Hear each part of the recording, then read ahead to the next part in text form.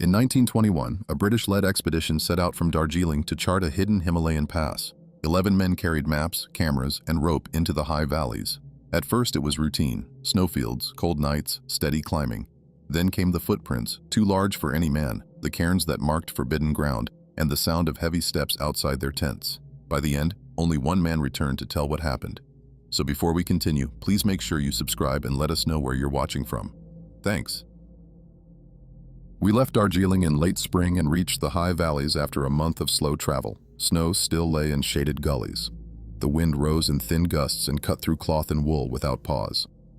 Our party counted 11 at the start: Major Harrington with his tidy notebook and field glass, Mr. Cartwright, a naturalist with a case full of vials, Dr. Bose, who carried a medical kit and a serious air, Dorje, our chief guide, Pema and Sering, strong men from the valley, Mingma, our cook, 3 other porters, and me, with a survey kit and a battered camera. We had a permit stamped in a frontier office and promises, but paper felt small in that country. We aimed for a high cirque beyond a glacier north of the main ridge, where an old monk had told Dorje of a lost pass and a line of stones that marked a forgotten approach. Harrington wanted a route that might serve a later climb. Cartwright wanted fur, prints, and bones of anything rare. I carried a simple goal that fit inside a notebook: map what we crossed, reach the cirque, and come home in one piece. The air thinned day by day, and each step pulled at the lungs. We moved at a measured pace and kept the loads modest, yet by noon the men chewed dried apricot and spoke little.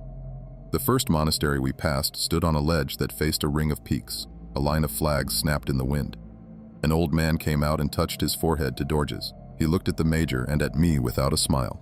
Dorje translated. The man said the higher valley held a presence that watched. He said hunters went missing in storms that did not touch the lower slopes. Harrington thanked him and offered tea. The man refused the tin and walked back inside with a look that did not linger on us.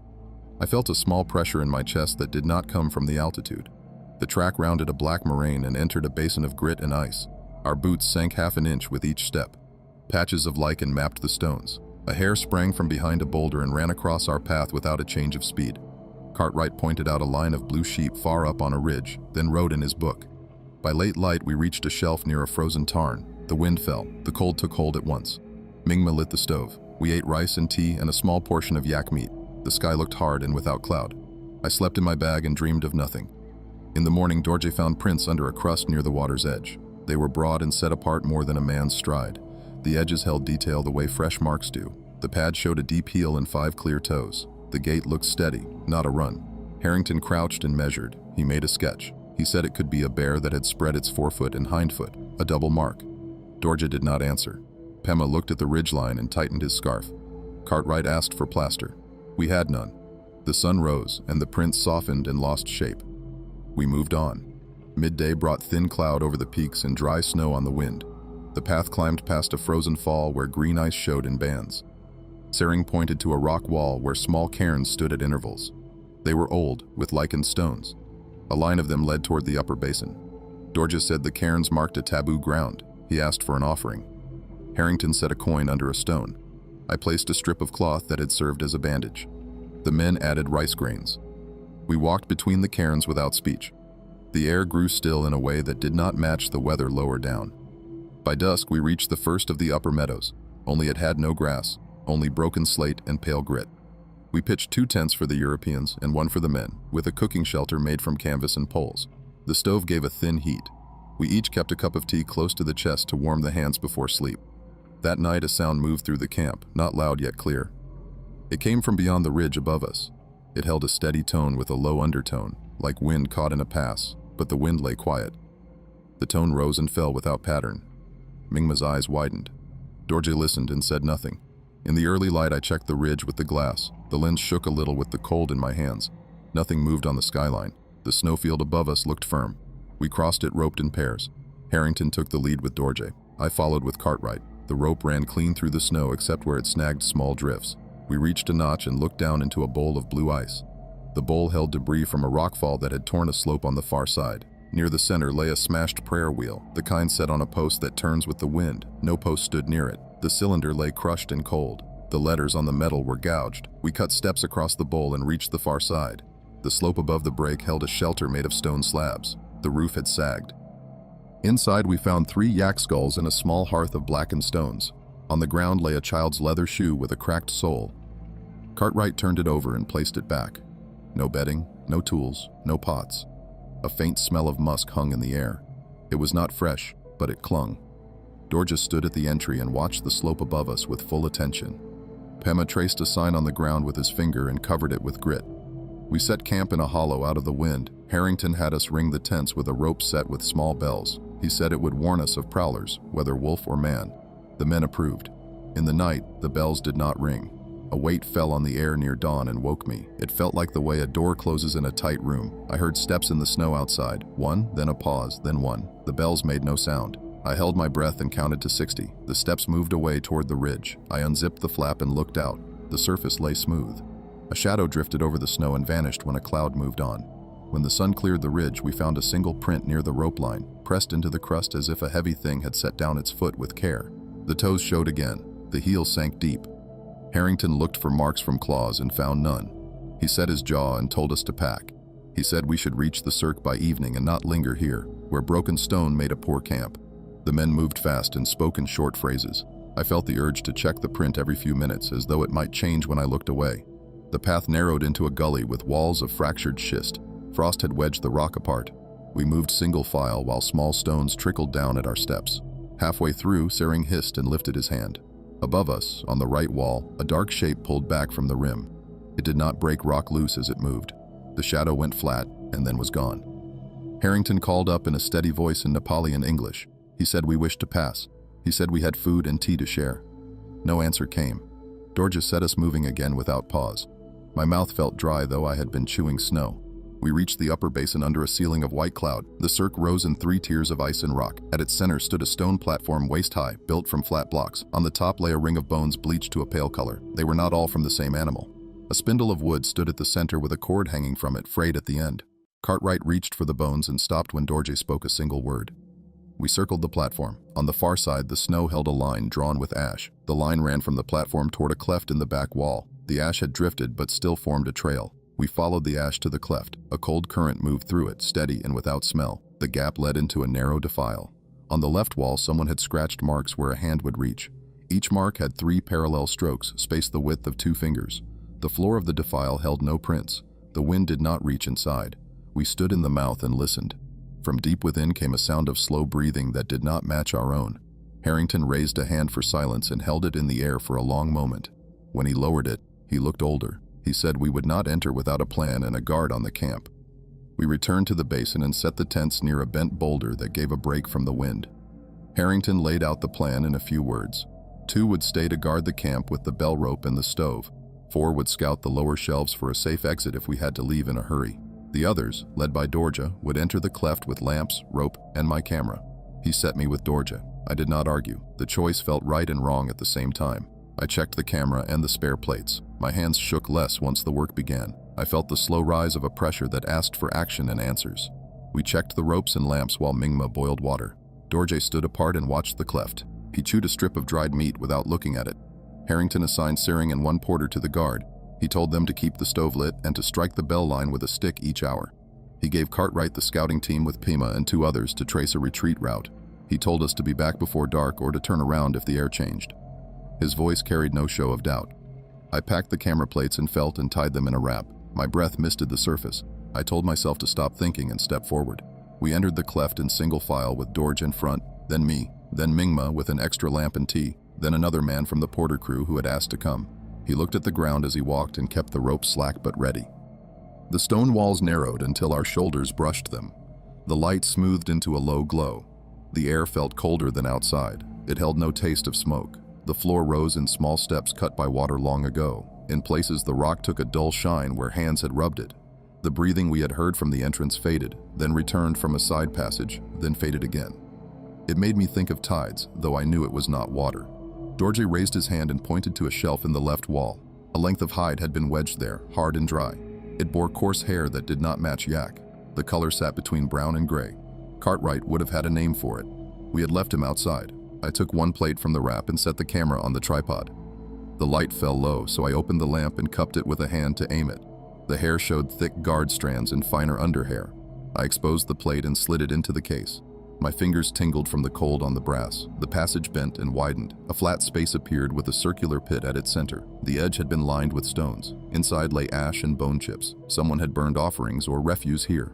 Dorje crouched and sifted the ash with a twig. He found small seeds split by heat. He held them up and shook his head. Mingma leaned over the pit and frowned. He said the seeds belonged to a plant that grew far lower. He looked uneasy. I noted the fact and felt the edge of it push into my thoughts.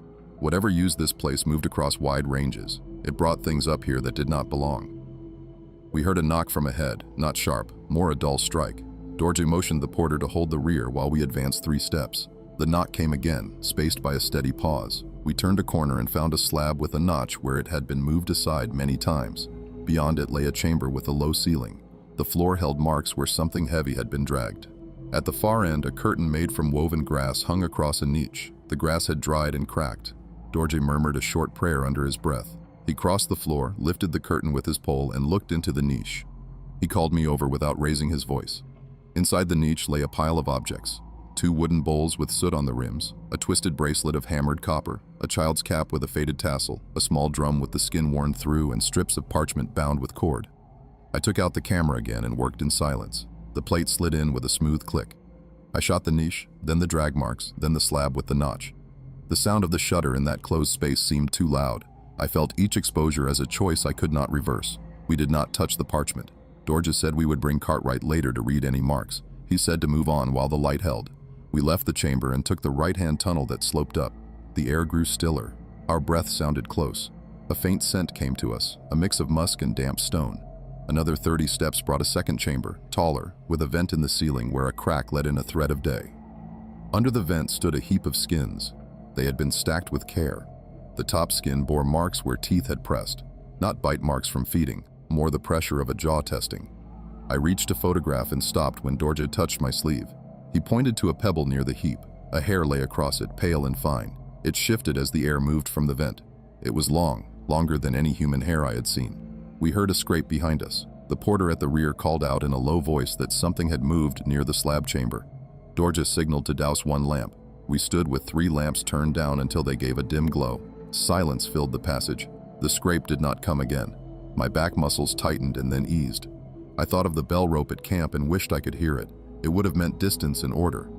The thought passed. We had work in front of us. We pushed on and reached a narrow bridge of rock over a dark cut. The width allowed 1 foot at a time. We passed without trouble, and the tunnel opened into a gallery with ledges at different heights. On each ledge lay stones arranged in patterns. Some formed spirals, others squares. In one place, pebbles had been sorted by color, from pale to dark, in a row that curved along the wall. I felt a change in my chest as I looked at them. This was not random. Mingma asked if shepherd children could have done this. Dorje shook his head. He said no child would wander here. He warned us not to change anything. At the end of the gallery, we found an opening to the outside, small and round, cut by frost and time. Through it, we saw a notch in the ridge and a stretch of sky. The light showed the hour was past noon. Snow drifted across the opening and melted on the stone lip. Below the hole, the rock had been worn by hands and feet. We had reached a vantage point. Dorje leaned out and scanned the basin. He stiffened. He told us to come one by one and look to the right of the tents. I saw a figure standing near the bent boulder. It faced the camp and did not move. The shape looked tall and broad across the shoulders. The fur lay close to the body and did not flap. I could not see the face. The men at camp had not noticed it. The stove smoke went straight up. The figure stood and watched. Then it turned its head and looked toward our opening. The motion carried slow intent. I felt caught. My throat tightened. I pulled back and met Dorje's eyes. He had seen the same. He said we would leave at once and return with the others together, or not at all. We retraced our steps with care. The patterns in the gallery stayed as we had found them. The bridge took us one at a time. The slab chamber lay as before, but the curtain had been moved. It now hung crooked, as if brushed by a heavy shoulder. The ash pit held no new marks. We passed the hide on the ledge. I kept the camera wrapped. My mind wanted to record more, but haste mattered. At the entrance to the cleft, the light reached us and brought the cold back to the skin. We stepped into the basin and saw Cartwright with Pima at the rope. Sering stood by the stove with the stick. Their faces told us enough. They had seen movement. Harrington came from behind the boulder with the glass in his hand. He asked what we had found. Dorje answered in short points. Niche, objects, skins, hair, gallery, figure at the camp, watching.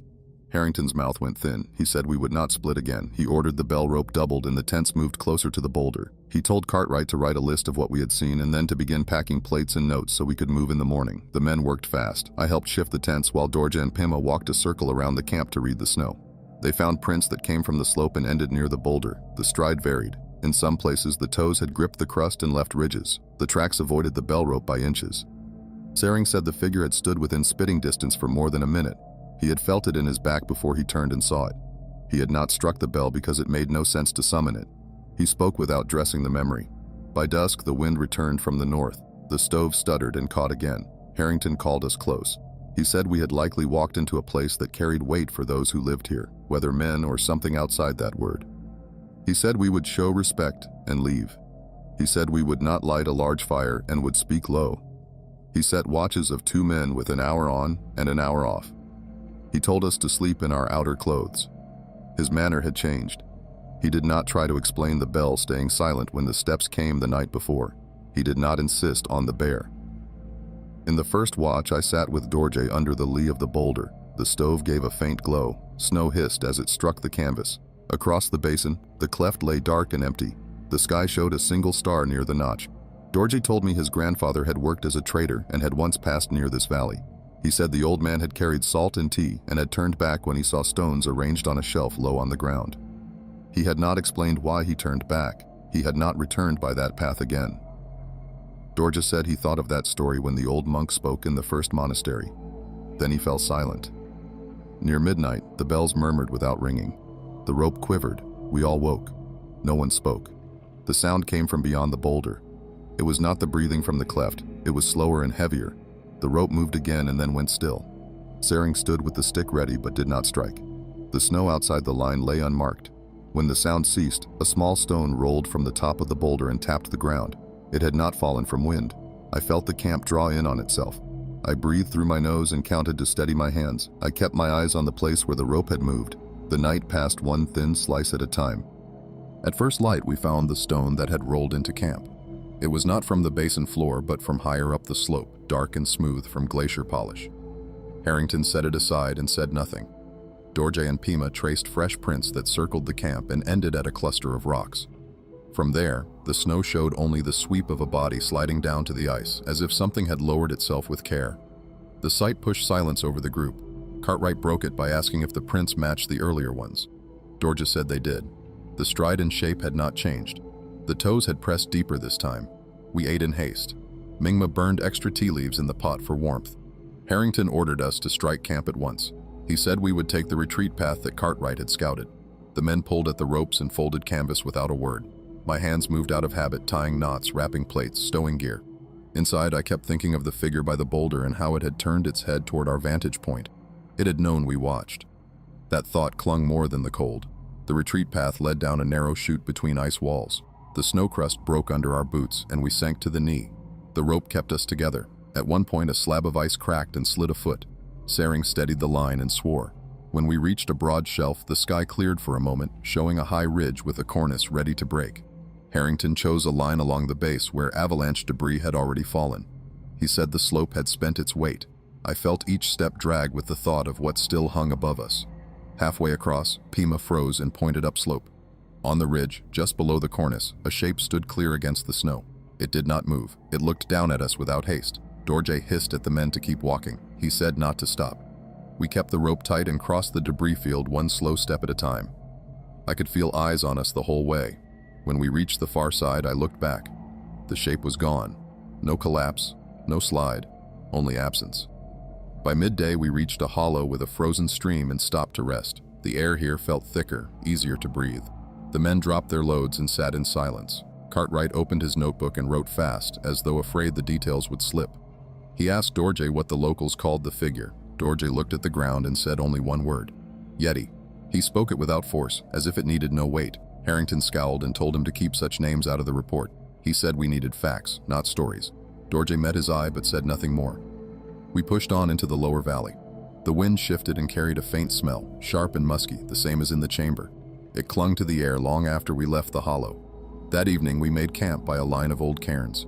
The stones leaned with age. Harrington said they would mark our progress. Dorje warned us not to move them. We tied the bell rope again. I tried to rest, but the smell still filled my nose. When I did sleep, I dreamed of the gallery of stones arranged in spirals and of hands sorting pebbles by color. The bells rattled once during the night. Harrington and Saring ran out with lamps. They found prints close to the rope, 2 sets this time, side by side. The snow showed weight pressed deep. One stride crossed the other. We could not tell if they had arrived together or if one had followed the other. Harrington cursed and struck the snow with the butt of his glass. He said we would double the pace at dawn. He told us to pack in the dark and leave before first light. The next day, the men moved fast as though driven. The rope line pulled tight. We descended through a forest of rhododendron, the branches bare of leaf at this height. The trunks twisted and left gaps wide enough for shadows to pass. Cartwright stopped at one point and bent over a branch. He showed us coarse hair caught in the bark. The strands were pale, almost white. He pocketed them before Harrington could object. The sight brought no relief. If anything, it pressed heavier on us. Whatever followed could move through trees as well as stone. Late in the day, a storm came down. Snow fell in thick flakes. The trail vanished under our boots. Dorje led with a pole, probing for hollows. The men muttered prayers under their breath. We stumbled into a stand of fir and made shelter with the canvas between trunks. The stove barely lit. Smoke drifted low and made the eyes water. We huddled in our bags. The wind howled above us, but under the trees it stayed close and muffled. I closed my eyes and thought of the shoe in the chamber niche and of the copper bracelet. Someone had lived in that cleft once, or left their dead there. The thought unsettled more than the storm. In the night, I woke to a sound of wood creaking. At first, I thought it was branches bending under snow. Then I heard a snap, sharp and deliberate, from beyond the stove's glow. I reached for my lamp. A shadow crossed between the trunks, tall and broad, gone in a blink. I held my breath. A moment later, another shape passed in the opposite direction. The snow muffled their steps, but the weight carried through the ground. I felt it in my chest more than I heard it. I dared not move. I counted until the blood roared in my ears. When at last I slept again, I dreamed of heavy eyes fixed on me from the dark. At dawn, the storm had thinned, but the camp looked trampled. Snow around the trees held broad prints that circled us in loops. Some prints overlapped, but the depth showed more than one weight. The bell rope hung slack, the knots untied as if picked apart by fingers. Harrington examined the rope in silence, his lips pressed flat. No man in our party would have wasted time untying knots in a storm. We broke camp with stiff hands. The men moved fast, heads down, saying little. The descent path led to a gorge where ice hung from the cliffs. Meltwater dripped and froze again in ridges. The floor of the gorge was narrow, boxed in. Dorje set us in 2 files so we could move quicker. The sound of water echoed close, but above that came another noise, faint and steady, a low call, too deep for wind, too long for an animal. It repeated 3 times, each time closer. Saring crossed himself and gripped the pole harder. Harrington raised the glass, but the cliffs showed nothing. We hurried on. My breath came ragged from fear more than climb. When we reached the end of the gorge, the sound stopped. The valley beyond opened wide. A frozen river lay across it, flat and gray. We chose the far bank for camp, a slope of stone that gave some shelter from wind. The stove smoked, but no warmth lingered. Mingma cooked rice without words. Cartwright pulled the white hairs from his pocket and laid them on a plate to study. They were longer than my hand. The strands looked too coarse for human hair, too fine for yak. He tried to measure, but Harrington snapped at him to put them away. He said we had no time for specimens, only for survival. That night, the watch fell to me and Dorje. The moon rose behind cloud, dim and hazy. We sat near the stove with lamps dimmed. The snowfield across the river shone faint. Dorje touched my sleeve and pointed. A line of shapes moved slow along the far bank. I counted 3, tall, broad, spaced far apart. They walked with a steady gait, heads bent low. We watched in silence until they reached the end of the river bend and vanished behind rock. Dorje leaned close and whispered that they would not stop now. His voice carried no doubt. At dawn, Harrington decided we would not follow the main track down the valley but cut across the ridge to the south. He said the river path would make us visible. Dorje argued that the ridge would slow us, but Harrington insisted. We began the climb. The slope rose steep and held loose stone under snow. Twice men slipped and slid back. By noon, clouds closed in and hid the peaks. We moved in a gray world, only rope and breath to show us where we were. Then a cry broke the cloud, high and sharp, nothing like the deep calls of before. It came from just ahead on the ridge. We froze. A shadow passed through the mist, fast and sudden. Stones rattled down. The porter at the rear shouted. We turned and saw him struggling. Something had gripped his pack. The rope pulled taut. The pack tore free, spilling gear down the slope. The shadow vanished into the cloud above. The man fell to his knees, shaking. His eyes were wide and wet. He said nothing, only clutched the rope as though it alone kept him alive. We pressed on, shaken. The pack and its contents were lost. The stove was in it. We reached a saddle by dusk and built a poor camp with no fire, only cold rations. The men huddled close. Harrington tried to give orders, but his voice had lost its force. Cartwright spoke instead. He said what we had seen could not be dismissed as bear or trick. He said the gallery of stones showed thought, not chance. He said the figures on the river moved with intent. His words broke something in the group. The men muttered. Some wanted to turn back, some to keep going. Harrington shouted them down, but the shouts held no weight. In the night I woke to low growls, not animal growls, but drawn-out sounds from more than one throat. They came from both sides of the ridge. Snow slid from above in sheets. The ground trembled. I crawled out of the tent and saw two shapes on the ridge crest, black against the cloud, standing still. Then one lifted its head and gave a call that rolled across the valley. The sound froze me more than the cold. It told us we were not leaving unnoticed. At dawn, no prints remained on the crest. The snow had covered them. Harrington ordered us to move without food, without tea. We went down the south slope into a forest of pine. The air smelled of resin and damp earth. The ground showed no snow here, only needles and moss. For a time I thought we had escaped. Then Pima stopped and raised his hand. Ahead, on a fallen trunk, lay the copper bracelet we had seen in the chamber niche. It had not been in any of our packs. It lay clean on the bark, waiting. The men recoiled. Mingma muttered that it had been carried and placed for us. Harrington cursed and kicked it into the brush, but the act gave no relief. We marched on. I kept looking back. The trees closed in. The air grew close. I heard twigs snap behind us, never near, always just beyond sight. The forest was not empty. We knew it, and we knew we would not outpace it for long. We kept moving through the pines until our legs buckled under us. Harrington finally called a halt in a hollow where boulders gave cover on three sides. The men dropped their loads in silence. No one dared gather wood. We chewed dry grain and drank melted snow from the folds of our coats. Hunger pressed on us, but no one complained. Each man kept glancing toward the trees. I thought often of the bracelet on the trunk. That it had followed us from the cleft to the forest meant more than pursuit. It meant intent. Cartwright broke the quiet. He said aloud what we all carried in thought. He said these beings were not beasts but people of some kind, living beyond sight, keeping their ground secret. He said their acts, laying stones, leaving objects, were signs of order, not instinct. Harrington told him to hold his tongue. He said to suggest such things was to give in to fear. Yet Harrington's hand trembled as he wrote in his notebook. I saw the ink trail crooked when the nib caught the page. His eyes were dull, the firm gaze gone. At dusk, Tsering struck the bell rope as ordered, but the sound rang flat. The men turned their heads as one. In the trees beyond the hollow, something moved, not one, but many, shifting in and out of view between trunks. Broad shoulders, arms that hung long, bodies taller than ours. I counted 4, maybe 5, before the trees swallowed them. They did not come closer. They circled. I felt my mouth dry. Harrington whispered to keep still. No panic, no shouts. We sat through the night with the rope tight in our hands. The shapes never entered, but they stayed. I knew they were watching until the first pale light pushed through the branches. When morning came, the men refused to move at once. Dorja said the path south would take us to a village in 3 days if we kept pace. But the men shook their heads. They said we would not last 3 days with shadows at our heels. Harrington tried to argue, but his voice cracked. Pima spoke for the others. He said we should leave gifts and turn back east to where the valleys opened wider. He said the spirits would let us go if we showed respect. Cartwright agreed, though for different reason. He said it was not spirits but beings who guarded their territory and that trespassers must pay. We gathered what little we could spare, a knife, a wool scarf, a tin cup, a string of beads, a strip of dried meat. We laid them on a stone at the hollow's edge. Dorje murmured words low and clear, words I did not know but felt in the chest. The air stilled. No sound of birds, no crack of branches. The silence grew until it hurt. Then, from deep in the trees came a short call, low and rough. Once, then nothing. Dorje nodded and told us to move east. The men obeyed. Harrington bit his lip but did not stop them. We crossed a low ridge and entered a gorge where water cut the rock. The walls pressed close, the air damp and heavy. I walked near the rear. The rope pulled hard at times, men eager to be free.